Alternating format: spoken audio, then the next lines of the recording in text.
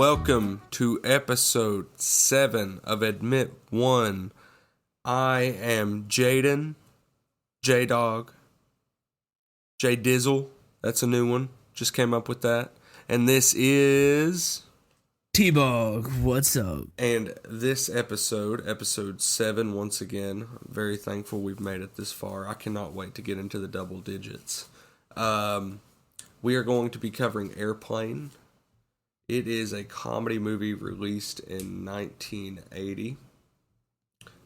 It was directed by Jim Abrahams, David Zucker, and Jerry Zucker, who I believe are known as the Zucker brothers, and it was also written by those fellas. It stars Robert Hayes as Ted Stryker, Julie Haggerty as Elaine Dickinson, Leslie Nielsen, the legendary comedic talent, as Dr. Rumack, Kareem Abdul-Jabbar as Roger Murdoch, Lloyd Bridges as Steve McCroskey, who is the detective fella, or not the detective fellow. He reminded me of a detective, but the guy who was always on the phones.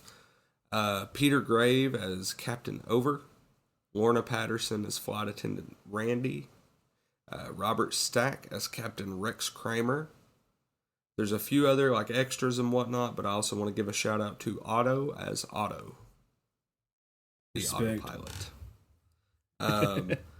The general overall plot in this movie, in roughly one sentence, is from IMDb: after the crew becomes sick with food poisoning, an erotic ex-fighter pilot must safely land a commercial airplane full of passengers. Man, Boy, does that not describe it. That was some intense food poisoning, though. I'll tell you what, I'm scared to eat fish ever again in my life. Dude, one of the worst times I ever got food poisoning in my life was from the King Buffet in Middlesboro. It was 2 o'clock in the morning, dude. I was throwing up the orange chicken, the noodles, the crab raccoons. It was atrocious. It was something that no person should ever have to experience in their life. So, coincidentally enough, the worst food poisoning I believe I've got, well, I was going to say Long John Silver's, but actually it was Korean food. I went with one of my teachers to a Korean restaurant to go watch Bell County play at the state championship. She was on her way up there, and I was in college, and she was like, "Do you want to tag along, eat dinner with us, and then go watch the game?" And I was like, "Yeah, of course." And I ate at this Korean place, and I had some of the most delicious food in my life, but I've never, my stomach was cramping so hard, and I would go to the bathroom and nothing would come out, but I was just cramping so it was horrible. I was probably like that for 9-10 hours, just laying there cramping, but it was so good. Dude, I spent 4 hours in the bathroom throwing up and just crapping nonstop. It was awful. Have you eaten there since? Oh yeah. Several times. Me and Olivia have found this really I went back awesome. 2 weeks later. I mean, it was fire, and it's one of the only buffets in the area. Olivia and I have found this really awesome Chinese buffet, because we went to the one in Richmond, and I don't know what it was, but we sat down. That one's also King Buffet.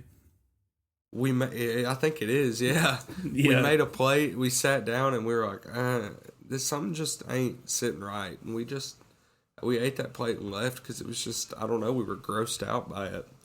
So we hadn't eaten one since, and we found this one up in Barbersville, West Virginia called Takaya. And it's inside of an old Golden Corral, dude. Ooh. It's so good. It is so good. You're going to have to take me up there 2 or 3 times. Yeah, definitely. There's a movie theater right around the corner, so when you come Even up to watch Wicked better. Part 2. Yeah. So when you come up to watch Wicked Part 2 or whatever movie comes out during the summer, I think the Minecraft movie came out the day that this is being recorded, and I really want to go see that. Dude, I do not want to see that at all. Jack Black, dude, Flint and Steel, Chicken Jockey. But it's just so cringy. I still play Minecraft, so I can't really say anything. But it just seems like an atrocious movie. I know it's targeted for kids, but it just has that cringe factor to where nobody over the age of 12 wants to watch. Well, I'm over the age of 12. I would hope so. I want to see it. I wonder, let me check right quick, just out of curiosity. You said, I hope so. Minecraft movie, what is it rated right now? It's got a 56% on Rotten Tomatoes and a 6.1 out of 10 on IMDb. That is insane. For comparison, The Room has a 3.6 out of 10 on IMDb and a 24% on Rotten Tomatoes, which, speaking of The Room, dude, I was at work the other day and play music at work, and they were doing like one of the little like breaks on the radio. You know how they do the ad breaks where it's like, this is so and so, da da da. It was like, you're tearing me apart, Lisa, was in the break, and I was like, oh my god, We can't escape. I was like, at work, really? Tommy is everywhere. So enough about the Minecraft movie. That's not the movie we're here for. Airplane. It opens up with a Jaws scene, a reference to Jaws, just straight out the rip, and I was like, "Oh, that was so awesome!" Because it just shows a perfect night sky, and all you see is like the back, like I don't know what it, wing, tail fin, whatever of the plane, just sticking out of the clouds, and all you hear is the Jaws music as it goes back and forth in the clouds. And then it just like jumps through the clouds like a shark out of water. Which that part right there was actually made with like layers of cotton on a piece of plywood with a hidden wire track for the airplane to quote unquote fly around. Oh, well, that's cool. Yeah. And then it goes like right into like revealing all the characters, and there's this bit about like, there is no stopping in the red zone, only unload in the white zone. Yeah. And then they get into an argument, which I thought was funny, and I was watching it on a Prime Video, not sponsored. And the voice artists who were doing that were the same ones who do the real announcements at the Los Angeles airport. And those two actresses, or actor and actress, are married to each other. It gets worse. Like it divulges from them stopping into the red zone and the white zone to like, why won't you just get the abortion? I know. I was like, oh my god, this escalated so quickly. I actually have a note on that because like start off with like the simple announcements, like you said, to the point of them telling each other how to not do their jobs, and then it goes into the abortion, and I'm just like, oh my god. And then it just cuts. And then it goes into like Captain Over coming in, like walking through the airport, and he picks up a magazine, and there's like different magazines, and there are pornographic magazines in the back, and it says whacking material. Yeah, because it was like fiction, non-fiction, whacking material. And he picks up a non-fiction called Modern Sperm. Oh yeah, but before that, it shows the taxi driver like getting out of the taxi and then going again and be like, I'll be back very soon, and he never comes back, and that guy stays in the car the entire movie. Mondai, I don't think I mentioned this movie is rated PG, and as we get into this, you will be shocked at how ratings have evolved over the years, because nowadays this movie would be rated R. Yeah, especially the one scene later on in the movie. We'll talk about that when we get there. Yeah. So then, like, they're paging for the captain to pick up the phone, and they're like, Captain Over, you have a call waiting on the red phone, or on the white phone, and he picks up the red phone, and then on the phone she goes, no, the white phone. And he gets a call from the Mayo Clinic about a little girl who needs to have a heart transplant and how she needs to lay down the whole flight. And then like all the mayo that's sitting on the shelf behind his desk, and how it has the heart sitting on his table, and it's just like beating and like flying through the room. And he gets a call from someone named Ham about something pertaining to the flight. And they're like, do you want to take this call? And he says, give me Ham, on 5, hold the mayo. And I just thought that was absolutely just hilarious. Absolutely great. Man, there's so many little like quips in this movie like that just, there's no in-depth plot to this movie. No, that's mainly what this episode is going to be. It's just saying what made us laugh in this movie. Yeah, this episode is going to suck, but no, it's not. No, it's not going to. We get to tell people all the funny bits. I mean, the general plot is everyone gets food poisoning, and the guy with PTSD lands the plane. You can bleep that out if you want, but that's not important. That's not the important part about this movie. Is not important at all. But if it is a movie that you want to watch and experience everything for yourself for the first time, I would probably go and watch the movie before listening to this episode. I would highly I'd recommend doing that before any episode so you can get the full experience. I mean, yeah, 100%. But if you don't got the time, we understand. But this movie is like an hour and 25 minutes long. You can spare and it's worth it. It's worth it. I watched an hour of it on lunch and finished the rest of it when I got home. So I watched it years ago and like remembered parts of it, but not really. And then going back and watching it, I was just like crying tears all over again because I was like, I forgot this thing happened. I've seen the first 30 minutes of it before, but after that, I knew nothing. They get on the plane, and then there's a windshield wiper guy cleaning the front of the plane. Oh yeah, like it's a car at a red light. Yeah, he's like hopping on the hood, trying to press it down and stuff. And then I forgot. I didn't know. I think I knew that Kareem Abdul-Jabbar was in this movie, but I wasn't sure. So I wrote, "Is that Kareem Abdul-Jabbar?" in my notes. Oh yeah, I forgot he was in it going into the movie, and then he popped up. I was like, "Oh yeah, he's in this." I wrote that he was going after his glove. That was my next note. Sorry, I did accidentally skip a page, so I'm trying to figure out. There we go. Oh, you're good. When she asks about the ticket, she says, "Do you want a smoking ticket or a non-smoking ticket?" Oh, and he asks for the smoking ticket when he gets on the plane and opens it up and it starts smoking. And then, what's our vector, Victor? Clarence, Roger. And then the stewardess goes and asks him if he's nervous, and he was like, "Yeah." And she goes, "Well, is it your first time?" And he's like, "No, I've been nervous lots of times." The ticket was still smoking when he got on the plane, which the fact that was still going had me cracking up. And then they're telling each other bye. And that girl, he's hanging out the plane. And he's hanging out the plane, and she's running after it like it's a train. And she's running fast, dude, smashing into stuff. I know. And then, like, the famous cockpit scene that you just said.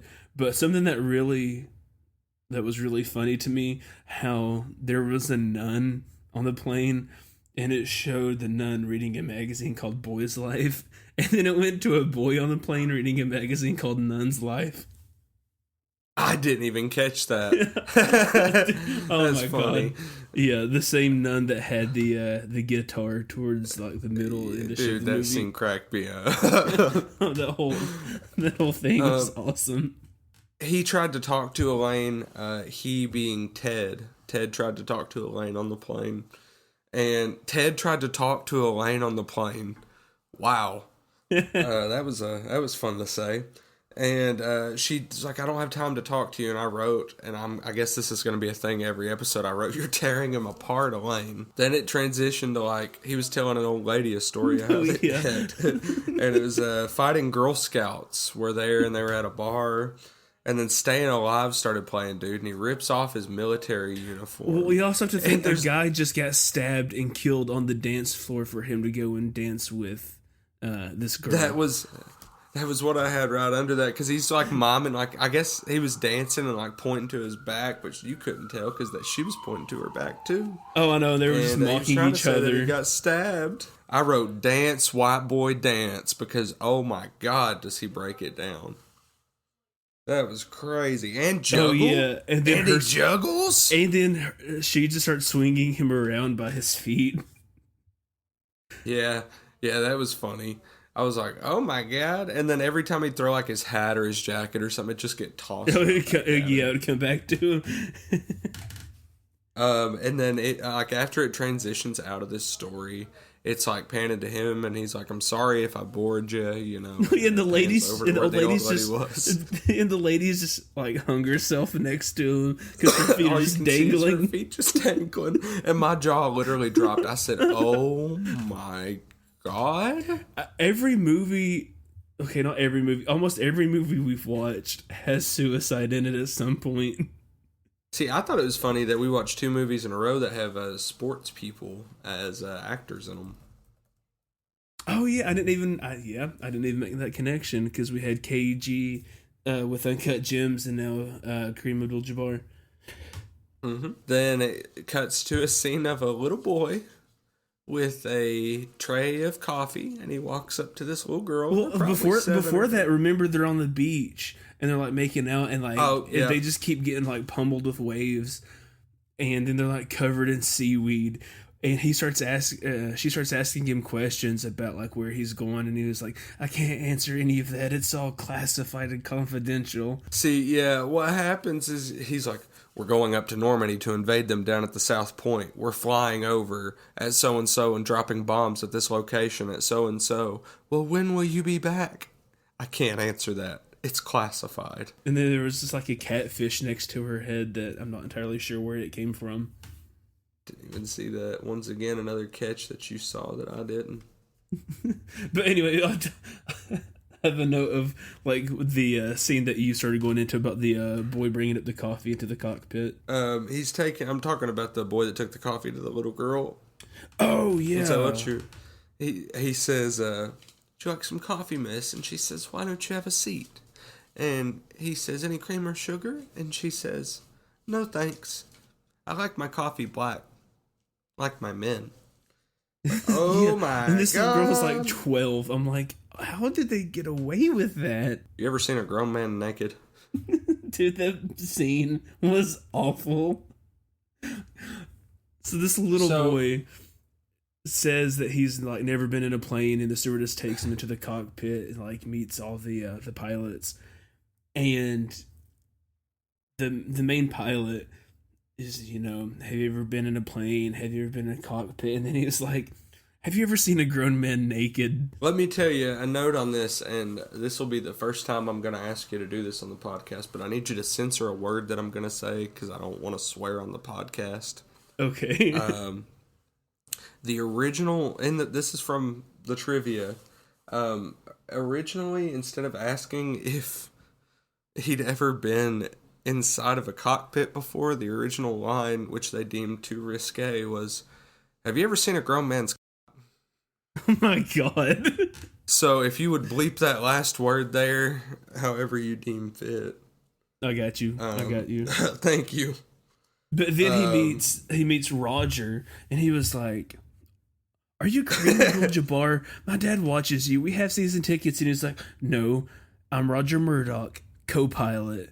And then he was like, my dad says you don't ever play as good during the regular season, but you save it all for the playoffs. And he's like, well, tell your dad if he spends 48 minutes a day running up and down the court that he'll also be tired. And the kid's eyes just get real big, and he just kind of backs off. And in my notes pertaining to that scene, I wrote, oh, it is him. And they're talking about making a phone call to the headquarters. I can't remember what happened to make him make a phone call to headquarters. I think the food poisoning had started. And they said, what's headquarters? And they said, it's a building where generals meet. But that's not important right now. And then the flashback where he's in the hospital, like the psych ward or whatever. Talking about how General Zip died, and he was real sad General Zip died. And he was painting a guy. He was sitting there painting, and you don't know what he's painting. And then the guy's like, hey, can I take a break? I'm really tired. He's like, yeah, take 5. And he had like a full model there with an exploding car behind him. Carrying a baby by the leg. It goes to a scene of a nun. She asked to borrow a guitar. No, did the nun? It was the flight attendant. Yeah, the flight stewardess attendant that borrows the guitar from the nun. Yeah. And goes to sing a song to the little girl to make her feel better and gets everyone on the plane singing, but she pulls out the kids. Was it her IV? You're a medical guy. Yeah, it was her IV. Somehow, some way that caused her to immediately start convulsing and like freaking out. She was like having a seizure and like almost dying or something. I don't know.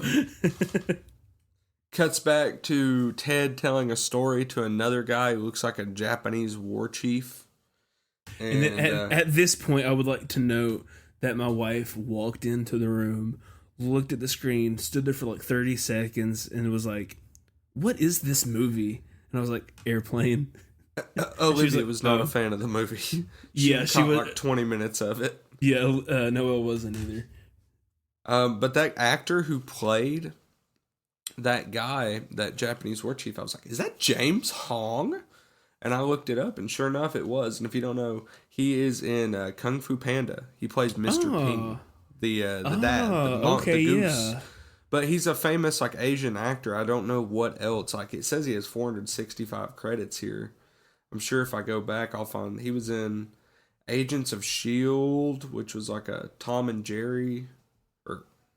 Tom and Jerry. What? That was Marvel. What? Tom and Jerry was right under it. Sorry. Yeah, Marvel and Tom and Jerry are in the Marvel universe. That was awesome. That was so good. Was not expecting that at all. Jerry'd be Ant-Man and Tom would be Iron Man or something like that. I don't know. It's Dexter's Laboratory. He was in Everything Everywhere All at Once, which we'll be watching next. Wait, we're watching Dexter's Laboratory next? DD, get out of my room! You're ruining my lab, DD. It cuts, after that, it cuts to him. I think the story that he was telling the Japanese war chief was about him in the Peace Corps in Africa with Elaine. Yeah. Elaine is selling Tupperware to the village people. And then he's teaching them basketball, and they just start like dunking and acting like the Harlem Globetrotters. Oh, and then it says something about, he says that he has like a drinking problem. As he's pouring a drink, and he puts it up to his forehead and like pours the drink all over himself. Dude, and that happens multiple times throughout the movie. There's a comedic rule known as the rule of threes, meaning that you do not repeat a comedic gag more than 3 times, and I do not believe they did any of their gags more than 3 times in this movie, because I was counting. So bravo to them for following that. It's not like an official rule or anything, but I've heard it before in cinema. When Kareem Abdul-Jabbar passes out from his food poisoning, they drag him. I'm sorry. Roger Murdoch. Let's cut back a little bit, because after the story of him and Elaine in Africa, it goes back to him on the plane, and the soldier is stabbing himself. How could I forget? Of course. And then it cuts back to the little kid in the cockpit, and the pilot's like, "Have you ever been in a Turkish prison?" To the little kid. He asked him another question. What was it he asked him? Oh yeah. You like movies about soldiers or something like that? Oh, like, yeah. It was a reference to one. It was a reference to Gladiator, which came out in 1960. Roger Murdoch out of there. He's wearing his ball shorts and his shoes. Oh yeah, I noticed that. I actually made a note of that. I thought the autopilot when they engaged it was absolutely crazy. I was like, oh my god, this is wild. I forgot that it's the blow up doll. And then, before they engage it, while they're trying to work it out and get it on, the plane, starts diving, and it cuts back to the doctor, and he's performing a gynecological exam. Yeah, he's like a pelvic exam on this chick. And the stirrups are up and everything. At this point, I wrote PG. And then PG. And then the next part, it goes back into the cockpit. And Elena's on the radio because the autopilot doll is deflating. And they're telling her how to inflate it. And they're like, look for a little nozzle. Just put it in your mouth and start blowing. So she starts blowing it. And the little nozzle's between its legs. And then the face changes on the doll. And then it cuts back. And they're both smoking a cigarette. That's what thank you, because I had a note and it said the cigarettes and I wasn't sure what I meant, and you just we didn't mention how they found the doctor. So the stewardess is going up and down the aisle asking who might be a doctor, and she goes to this old lady and she goes, "Excuse me, ma'am, are you a doctor?" And she said, "No, but I think the guy next to me is." Wakes the guy up because he's sleeping, and it's a guy with a stethoscope in his ears. And then it goes to the woman, and he's like, this guy's like, my wife is ill, and he goes up to her and just starts pulling eggs out of her mouth. Oh yeah, and then breaks one, and like a bird flies away. Flies out of it. But they try to find someone who can fly the plane, and they go up to the front, like, make a page, and everyone starts freaking out. And I can't remember if that's the point at which the naked woman just comes out. Yeah, everyone starts freaking out, and then like a lady runs across, and there's just boobies. Like, how is this movie She PG? just runs, stops in the middle of the screen, jumps up and down, and then runs away. But they're asking Ted to fly the plane, and he's like, "Surely you can't be serious." He's like, "I am, and don't call me Shirley." Oh yeah. And then he was like, "The cockpit, what is it?" And he goes, "It's the little room up front where the pilots sit and fly the plane." There's another recurring character. I brought him up earlier. His name is McCroskey. He is the air traffic control guy, the leader of it, the head of it, the guy who I said earlier is always on the phones. There's a recurring joke with him that they actually did repeat more than 4 times. He keeps getting bad news, and he's like, "I picked a bad week to quit smoking." Oh, yeah. "I picked a bad week to quit drinking. I picked a bad week to quit amphetamines." And I'll leave the last one for later. But there's a bit that just happens here in a second where he goes and stands in front of his desk when he's telling him to get Captain Rex Kramer. And he stands and stops in front of his desk with a cigarette hanging out of his mouth, and the picture behind him on the wall is him stopped in front of his desk with a cigarette hanging out of his mouth. So they get they're trying to help him over the phone, and they got Ted looking at the gauges on the plane, and he's like, "All right, thrust, brake, wash, soap, rinse, spin."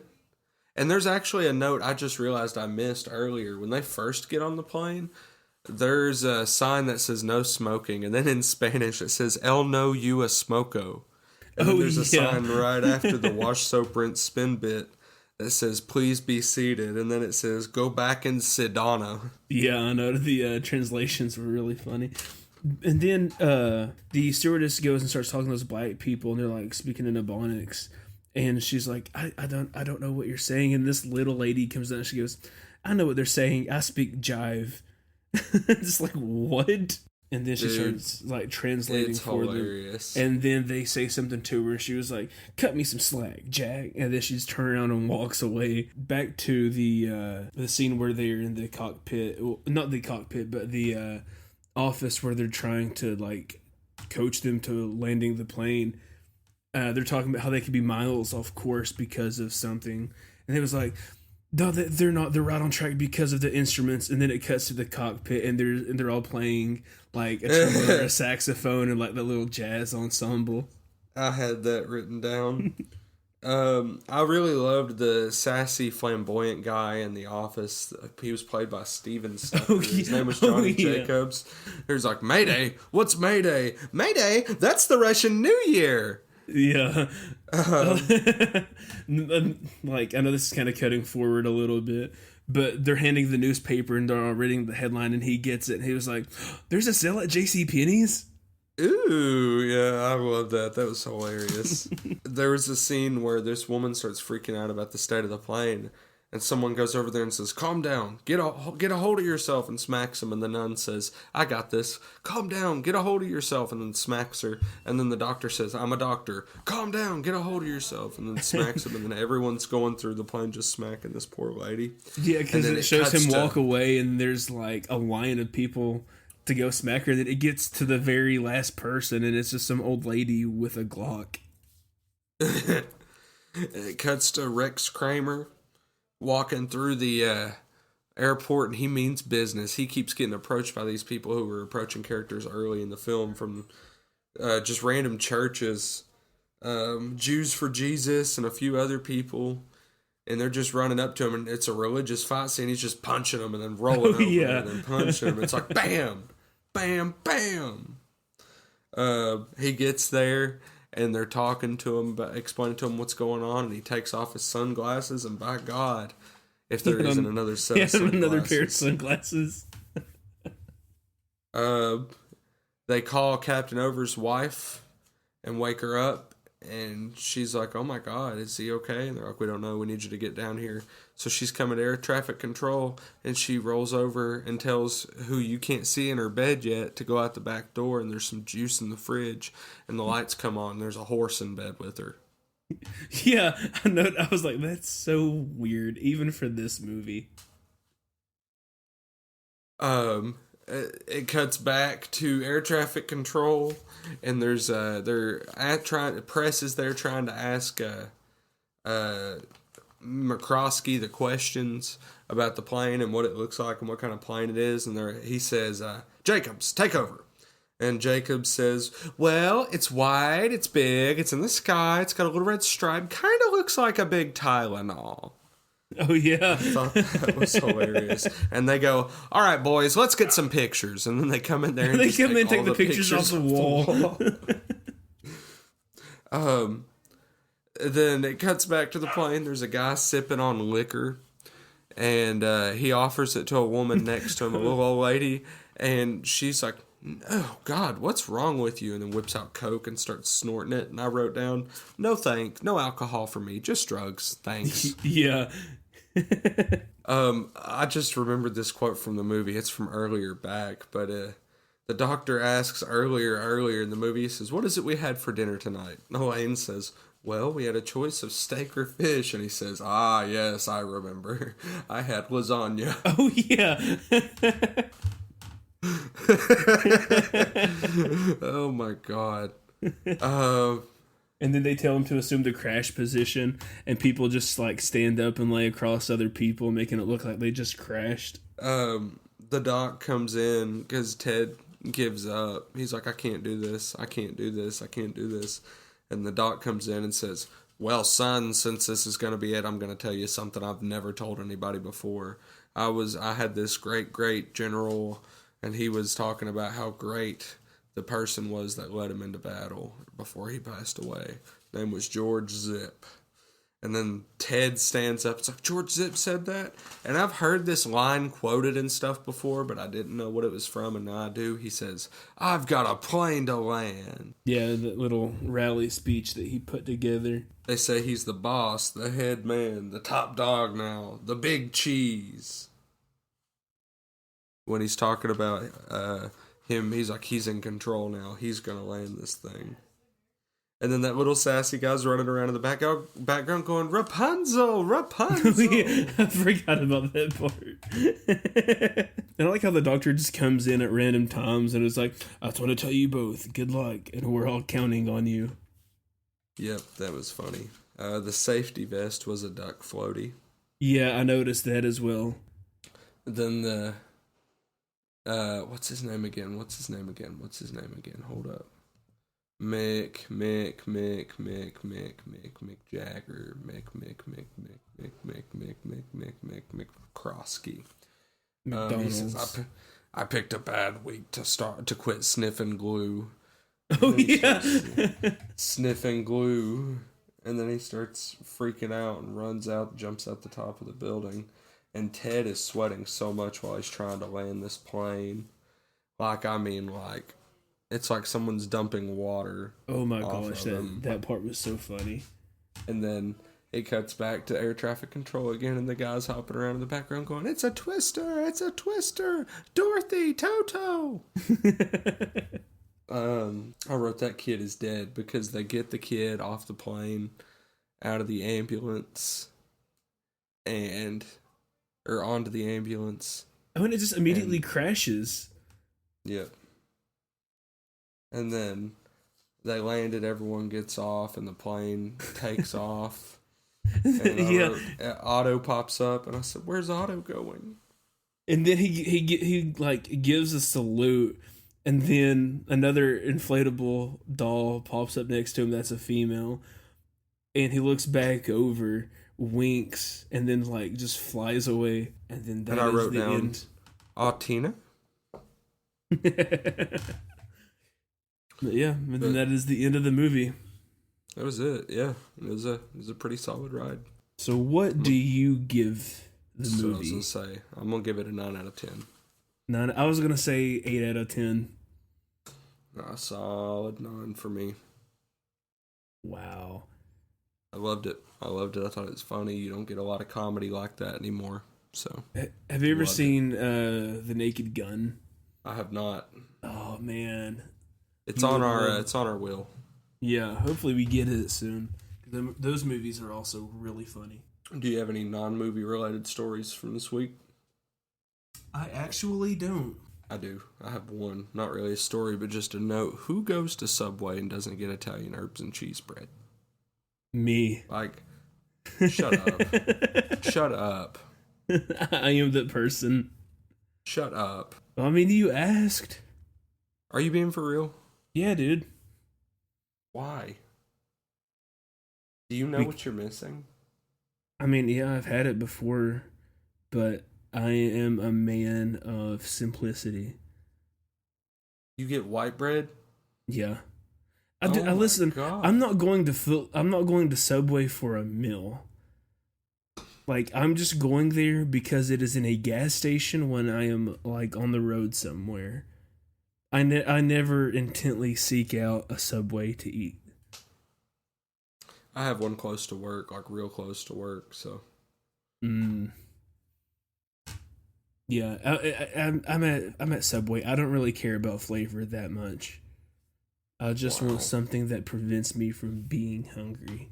But what's your story around the Italian urban cheese bread, though? That was it. It was just a question. It was just who goes there and doesn't get it. And the answer is me. That's absolutely crazy.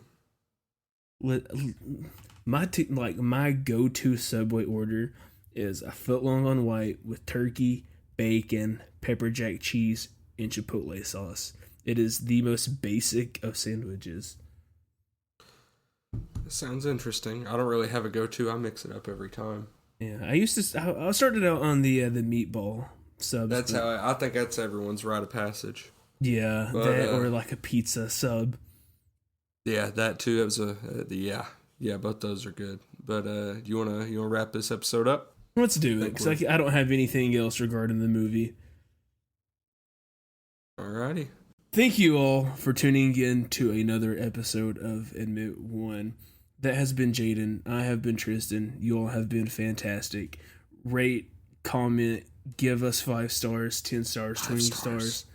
5 stars. All the stars. If you see a star, give it to us. When you wish upon a star. It's like Mario Party. We're just here to take all the stars. But as always, thank you all for listening and tuning in to us.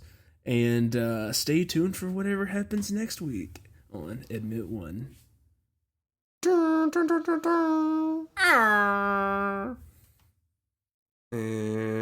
love you. Bye.